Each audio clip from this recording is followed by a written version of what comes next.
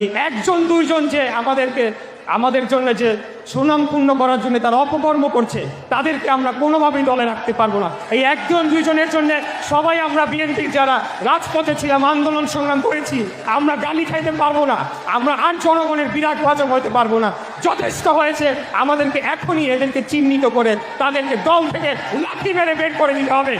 চাঁদাবাজদের এবং যারা দখল করবে, যারা বিভিন্ন মার্কেট দখল করবে, সমিতিতে গিয়ে জোর খাটিয়ে দখল করবে, তাদের কারণে আমরা কলঙ্কিত হব, সেটা আর হতে দেওয়া হবে না। ভাইরা, আমি কি আপনাদের সমর্থন এই বিষয়ে পাবো?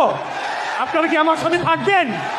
আগামী দিনে বিএনপির যে সুনাম রয়েছে সেটিকে অক্ষুণ্ণ রাখার জন্যে, এবং আমরা যে এত কষ্ট করেছি, আমরা 17 বছর 16 বছর আন্দোলন সংগ্রাম করেছি, আদান খেয়ে না খেয়ে অর্ধকে খালি পেটে রোজা রেখে আমরা জীবনযাপন করেছি। প্রয়োজনে আরও 10 বছর আমরা একইভাবে আমাদের জীবনযাপন করব, কিন্তু জনগণের জন্য যে আমরা রাজনীতিটা শুরু করেছিলাম সেই আদর্শ থেকে আমরা সরে আসতে পারবো না। যথেষ্ট হয়েছে। আমাদের মধ্যে 2-4 জন যারা অপকর্ম করছে, আপনারা যদি সেটা জানতে পারেন, দেখেও যদি না দেখার ভান করেন, আপনারাও কিন্তু সমান ভাগিদার হবেন। আপনারা যদি জানতে পারেন, সেটাকে আপনারা ঢুকে দেন। আপনারা যদি শুনতে পারেন, আপনারা যান, জনগণের পাশে গিয়ে দাঁড়ান। আর কোনো চাঁদাবাজদেরকে আমরা আমাদের এই দলে জায়গা দিব না, তাদের কারণে আমরা বদনামের ভাগিদার হব না। ভাই, অনেক হয়েছে। এটা হলো আমাদের শেষ কথা।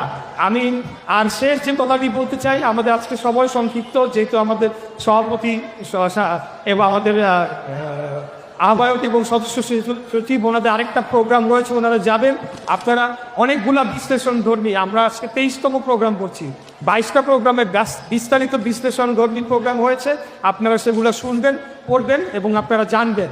আমি খালি লাস্ট যে কথাটা বলতে চাই, আমি কিছু গোয়েন্দা রিপোর্ট, কিছু প্রশাসনিক রিপোর্ট আমার হাতে এসেছে, সেখানে এলাকা ভিত্তিক তারা ফুটপাত থেকে চাঁদা উঠাচ্ছে, তারা মার্কেট দখল করছে, তারা দোকানদার থেকে চাঁদা উঠাচ্ছে, তারা বিভিন্ন সরকারি ঠিকাদারের প্রকল্পে গিয়ে চাঁদা দাবি করছে। সেটা সকল অঙ্গ সংগঠন সহ বিএনপি সবার কিন্তু একটা নামের তালিকা এই অঞ্চলেরটা অন্তত আমার কাছে এসেছে। আমি চাই না কাউকে বিব্রত করতে, আমি চাই না ওই তালিকা নিয়ে এসে সবার সামনে সেটা জনসম্মুখে উন্মোচিত করতে।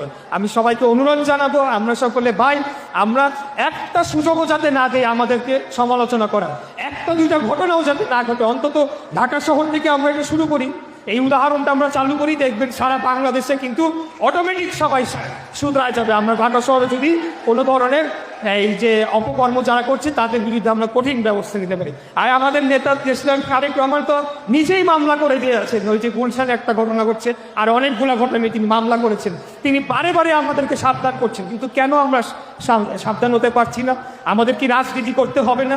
আমরা কি খুনি হাসিনা ফ্যাসিস্টের মতো রাজনীতি করব? কোনোদিনও না। আমরা জনগণের মনে অবস্থান করে তাদের ভালোবাসা এবং তাদের সমর্থন নিয়ে আগামী দিনে রাজনীতি করব।